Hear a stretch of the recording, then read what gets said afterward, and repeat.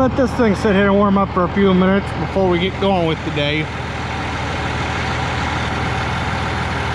gonna be a long day, I know that. Well, it ain't gonna be a long day. It's just gonna be a long day doing that particular job because of how slow you gotta go. It'll work out. All right, so this is what I was talking about last night, how each of these teeth, these ripper points, they're spring loaded. That's what these guys here are for, are the springs.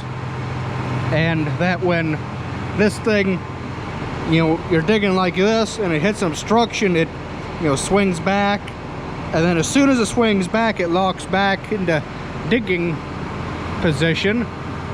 That's what all this linkage here is and everything, and I'll show you a little bit more when it gets daylight out, but that's basically how it works. And then the depth wheels here, or the carrier wheels.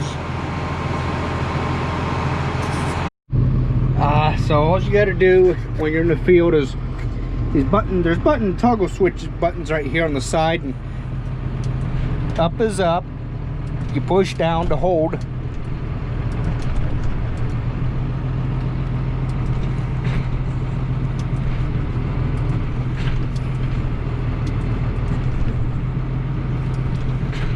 Just like that.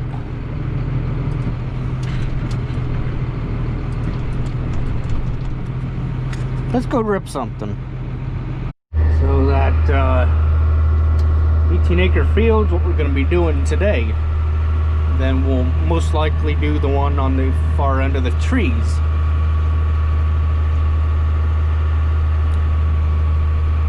Let's see. He said no turning with it down whatsoever, because you'll snap the points off.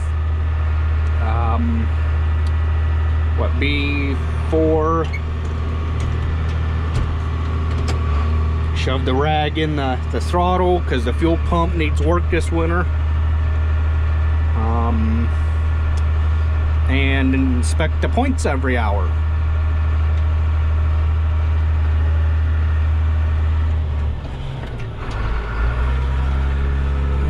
Let's see here. Said keep the fender right on the. Let's see.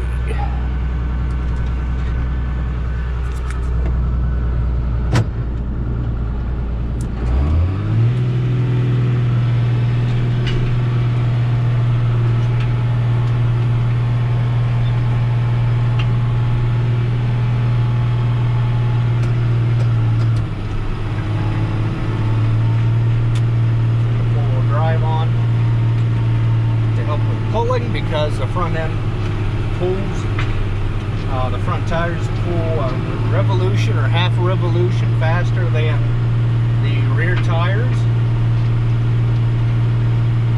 and it looks like maybe the center of the fender is where I want to be.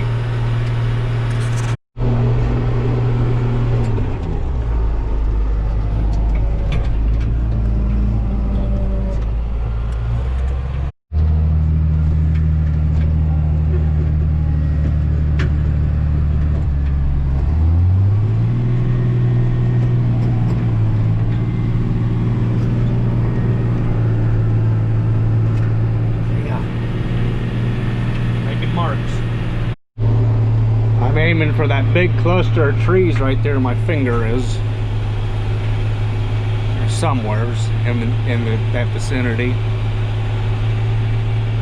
Looks like I'm going to be a little bit off compared to this run over here. Actually, it looks like I'm going to be right on target anyhow. What do you think about that? Right in the middle too. I wasn't even planning on getting that good. Now it's time to go inspect the points. Make sure everything's all right. It's been an hour. These things have been known to come off. And they are getting a little bit wore, but we don't really use this tool enough to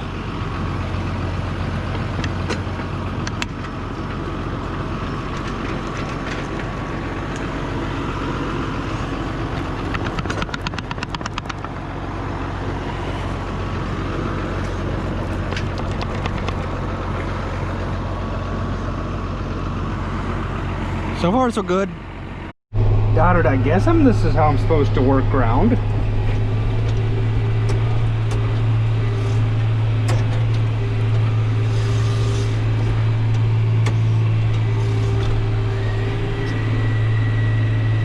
Just like this.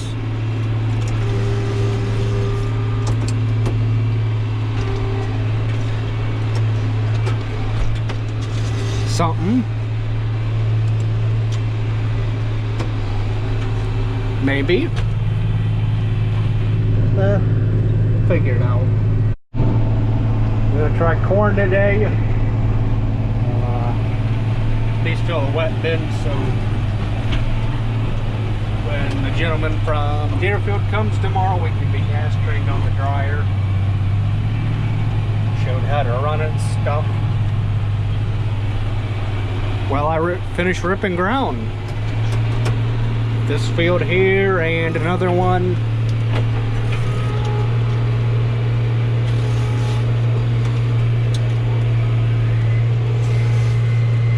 Don't worry, these things can handle it. They're set up for a loader. Oop, and I didn't go back far enough.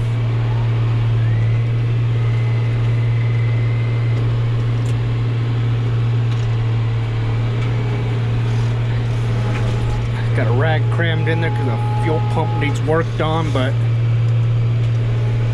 it'll all work out. I don't know if you're supposed to run this thing right up along fences and stuff. Just running it however I feel comfortable.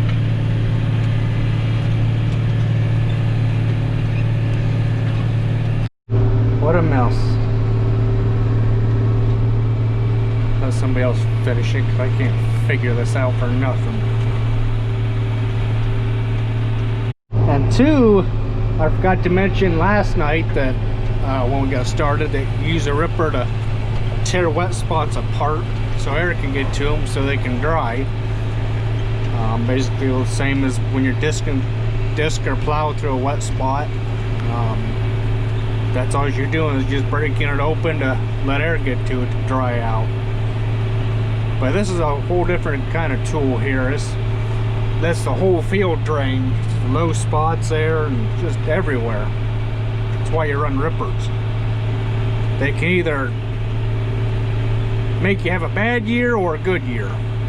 Particularly when you run a ripper or tool through a wet spot like what's right here where this real grassy strip is, and you kind of start to feel them spin a little bit. You want to pick up on that 3-point just a little bit to kind of take the weight, put the weight back on the rear tires.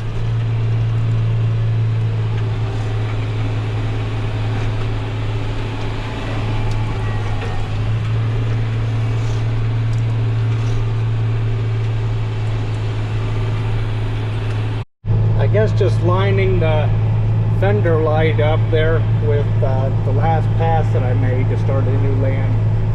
Guess that'll have to work for now. But what I really think what would help is like auto steer or something.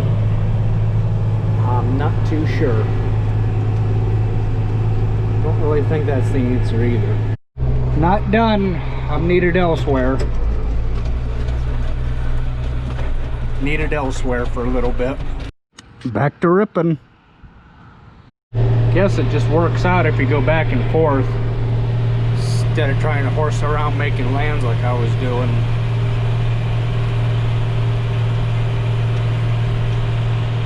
Now comes the interesting part. Trying to figure out how to make a corner with a ripper, which I think what I'm gonna do is just pick the thing up completely up out of the dirt, make the slight turn, and then back down. I think.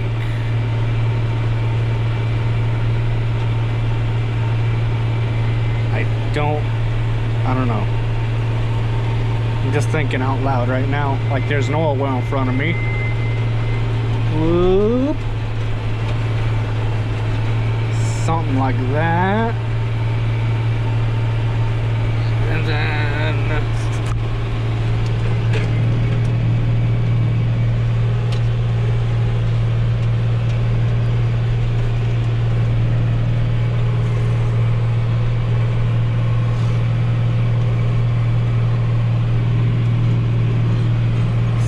like that, maybe, I think.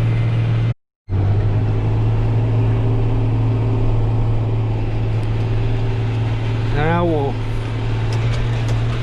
do this last pass and try and figure out how to do the ends off here with it being so short. I think what I'm gonna do is spin myself around, back up, drop the thing, and come this way all the time. I think. I don't know. Question is, how close to the trees do you get?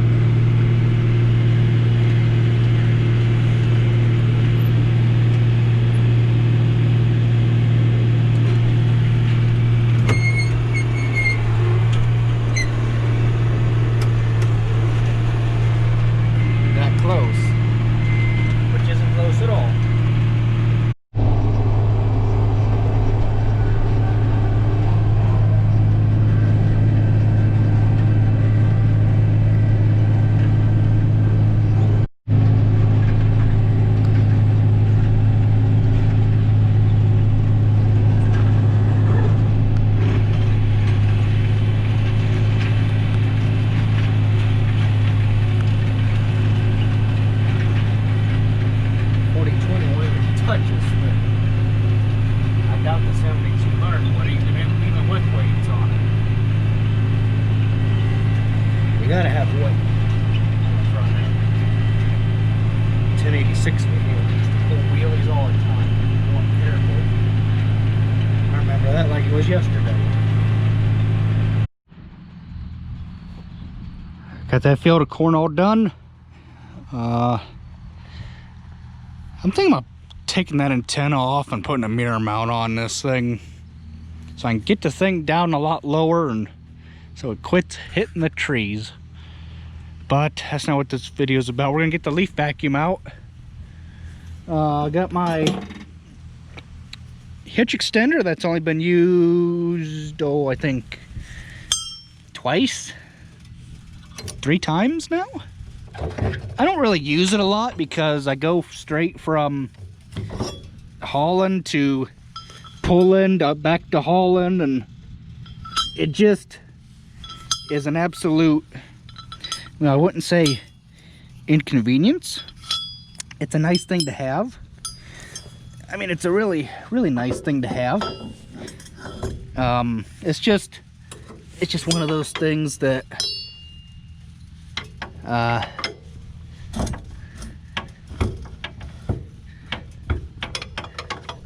it's just, I can't dump and have this thing on because it hits, and when it hits, it puts a mark in my gate right here.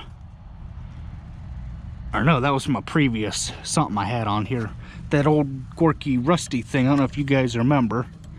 That's what done that thing, done it there. So I just assumed take it off because it hits. You know what, does it still hit with it? I don't know, let's find out. I'm kind of curious. Does it hit?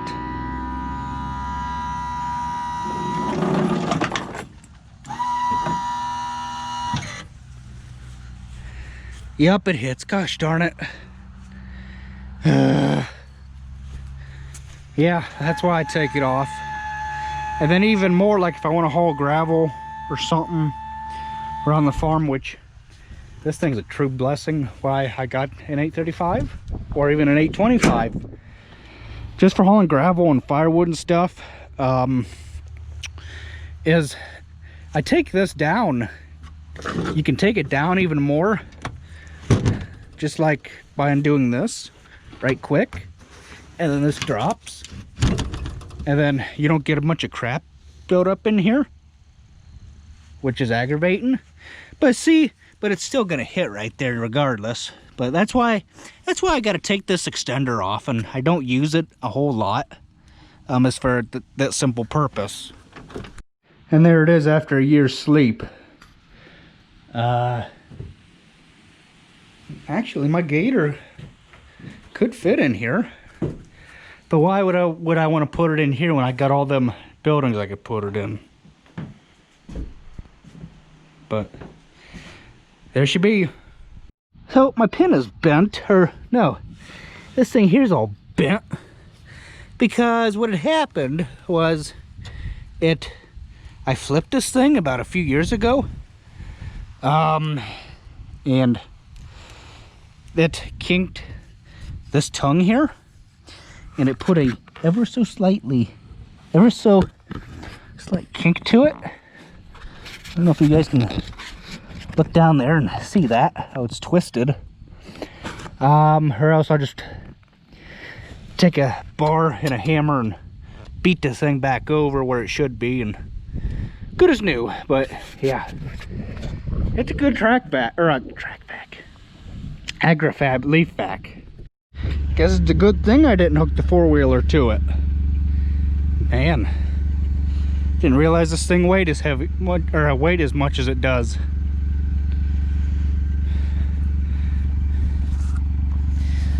Tires are about I'd estimate 60%, 50% maybe. When you get them all the way down to here, all the way around is when there's nothing left.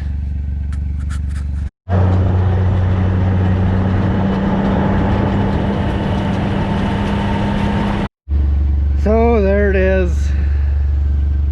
I'm gonna back in the shop, put block under it, unhook it, and we'll deal with it maybe tomorrow if we get a minute.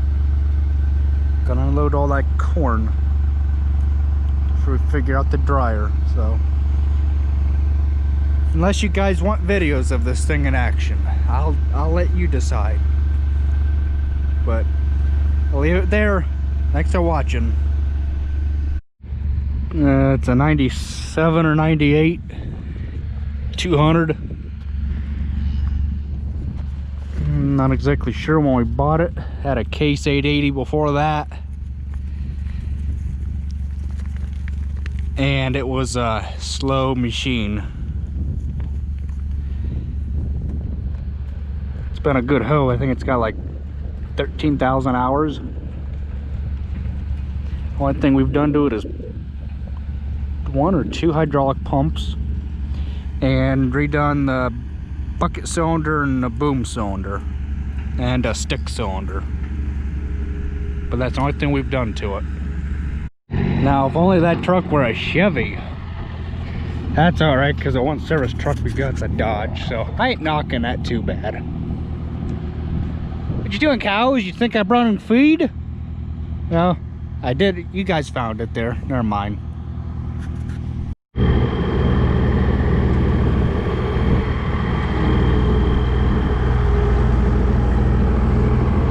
We never knew how nice a gravel bucket was to have.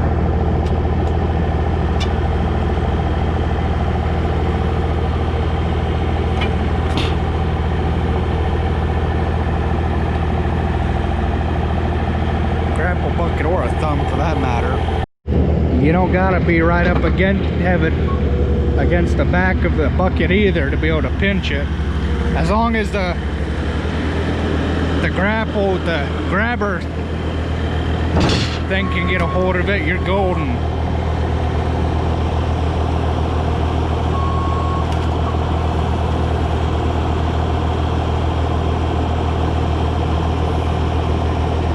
Kind of reminds me of Let's Dig 18 a little bit, loading wood on a trailer.